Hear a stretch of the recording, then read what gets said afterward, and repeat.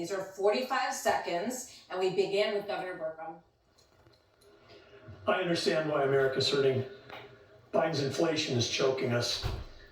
I grew up in a small town. My dad died when I was a freshman in high school. My mom, widow of 3, went back to work.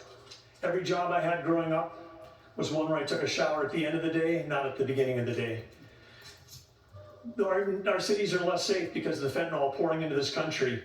Our economy is being crushed by Biden's energy policies, which are raising the cost of every product you buy, not just the gasoline at the pump. One thing that I'll do as president, I'll secure the border. I'll get this economy sprinting, not crawling like it is right now. And I would say that other thing is for sure, when I'm on a horseback in the Badlands of North Dakota, it looks like the horizon is just limitless. And when you can almost see beyond that horizon, you can see that this great country, our future is unlimited.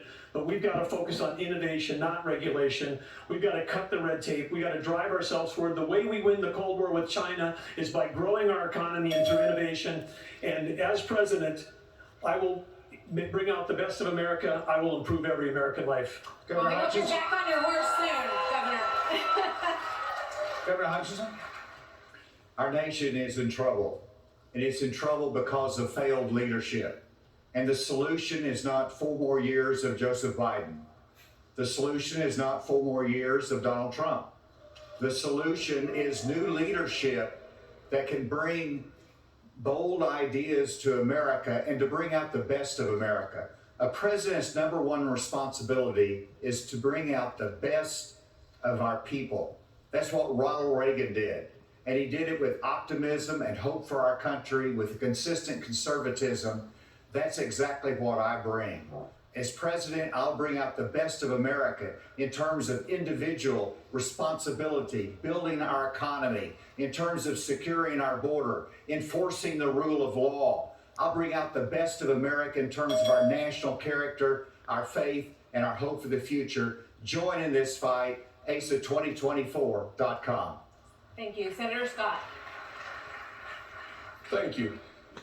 I was a disillusioned young man growing up in a single-parent household mired in poverty. I wondered if the American dream was real for a kid like me. I can stand before you today and say the dream is alive, it is well, and it is healthy. I had the good fortune of a mom who worked 16-hour days, making sure we have food on our tables. She taught me that if you're able-bodied in America, you work. If you take out a loan, you pay it back. You commit a violent crime, you go to jail.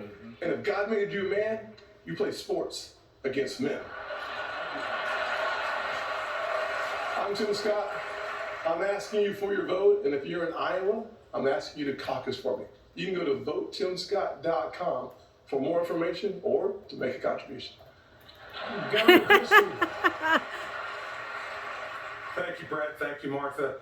Look, everybody on this stage wants to be the next president of the United States. And the only way that's going to happen is if we beat Joe Biden. I'm the only one on this stage who's ever beaten a Democratic incumbent in an election. I did it in a deep blue state, being outspent 3-1. Beating a Democratic incumbent is not easy. The last Democratic incumbent president who was defeated was Jimmy Carter. And he was defeated by a conservative governor from a blue state who knew how to get results, who stood for the truth, who cared about accountability, and stood strong and hard against waste. Those are the very things that I did in my 8 years as governor of New Jersey, and it's exactly what I'll do as president of the United States. Believe me, the Democrats want some other nominee who's never beaten the Democratic incumbent. I'm the one who can win this race, and if you give me the chance, I will restore our country by winning it. Thank you. Governor Haley. Several weeks ago, I dropped my husband Michael, a combat veteran from Afghanistan, off at 4 a.m. for another year-long deployment. I watched him and 230 soldiers pick up their 2 duffel bags of belongings to go to a country they'd never been, all in the name of protecting America. If they are willing to protect us from there, we should be willing to fight for America here. I will beat Joe Biden, and he knows that.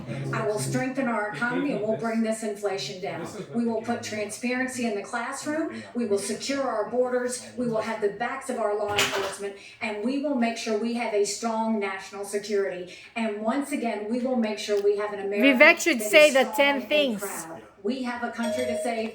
Join us. Go to NikkiHaley.com, and let's get it done. Vice President Pence. Thank you, Brad and Martha, for this evening. It's an honor to be here. Joe Biden has weakened America at home and abroad. The disastrous withdrawal from Afghanistan, the war on energy, runaway spending that launched the worst inflation in 40 years, a crisis at our southern border, an assault on our values and liberties, and the American people have had enough. But I know we can bring it back. But different times call for different leadership. The Republican Party owes the American people a choice. Proven leadership at the national level that knows how to move a conservative agenda forward. We proved in the Trump-Pence years you can turn this country around faster than you can imagine. And I have faith we will again. Because I have faith in the American people. A good, decent, hard-working, faith-filled, idealistic people of this country. And I have faith that God is not done with America yet. And if we will renew our faith in one another and renew our faith in Him who has ever guided this nation since we arrived on these wilderness shores, I know the best days for the greatest nation on earth are yet to come. Thank you. Mr. Ramaswamy. I was born in 1985, and I grew up into a generation where we were taught to celebrate our diversity and our differences so much that we forgot all of the ways we are really just the same as Americans, bound by a common set of ideals that set this nation into motion in 1776. And this is our moment to revive those common ideals. God is real. There are two genders. Fossil fuels are a requirement for human prosperity. Reverse racism is racism. An open border is not a border.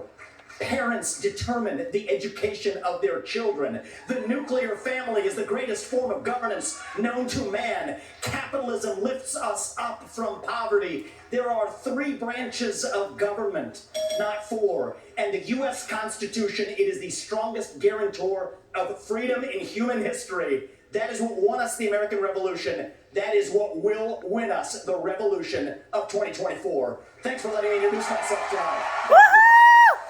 Governor DeSantis. Well said. Governor? This is our time for choosing. We will send Joe Biden back to his basement and we will reverse the decline of this country. I'm a blue-collar kid. I work minimum wage jobs to be able to make ends meet. I understand the importance of the American dream, and I know how that slipped away from so many millions of Americans. We'll restore it. I'm a veteran who served in Iraq. I know what it means to put service above self.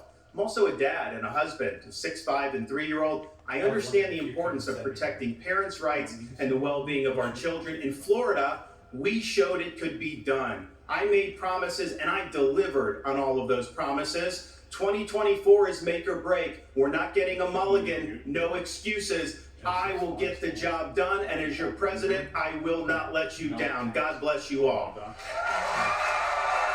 we want to say thank you. Thank you to all the candidates on the stage tonight, and thank you to Milwaukee. Thank you, everybody. We will see you on the campaign trail from debates to primaries to